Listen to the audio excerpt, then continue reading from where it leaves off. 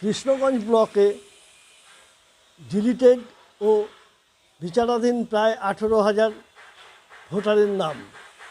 এ নিয়ে বিভিন্নভাবে বিএলওদের হুমকি চিঠি, হুমকি ফোন আসছে। পাশাপাশি বিভিন্ন সোশ্যাল মিডিয়াতে নানা রকম মন্তব্য হচ্ছে।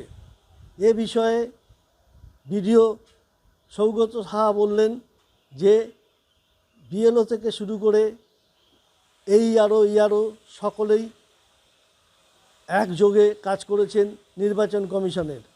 শুধুমাত্র কাউকে দাগিয়ে দেওয়া ঠিক হচ্ছে না এবং ইতিমধ্যেই 18,000-এর মধ্যে 10,000 নাম উঠে গেছে বলে তিনি দাবি করেন। বাকিরা বিচারাধীন এবং তাদের ফর্ম 6 ভরে আবেদন করার জন্য আবেদন করেন।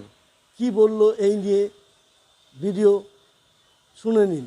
ভুল মেসেজ সোশ্যাল মিডিয়াতে গেছে, তার এগেনস্টে ওনারা কমপ্লেন দিতে এসেছিলেন। ওনারা কমপ্লেন দিয়েছেন, আইনত যা ব্যবস্থা নেওয়া সেটা নেওয়া হবে।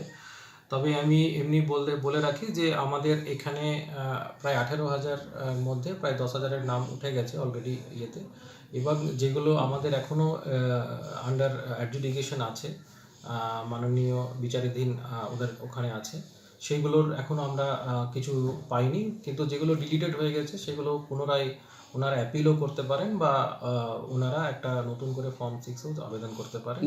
সুতরাং এখানে কোনো মানুষ অহেতুক যেন প্যানিকে না যায়, এটা এখনও সুযোগ দিয়েছে। কমিশনও বলেছে যে যাদের নাম এরকম বাদ গেছে তারা অ্যাপিল অথবা ফর্ম 6-এ আবেদন করতে পারে।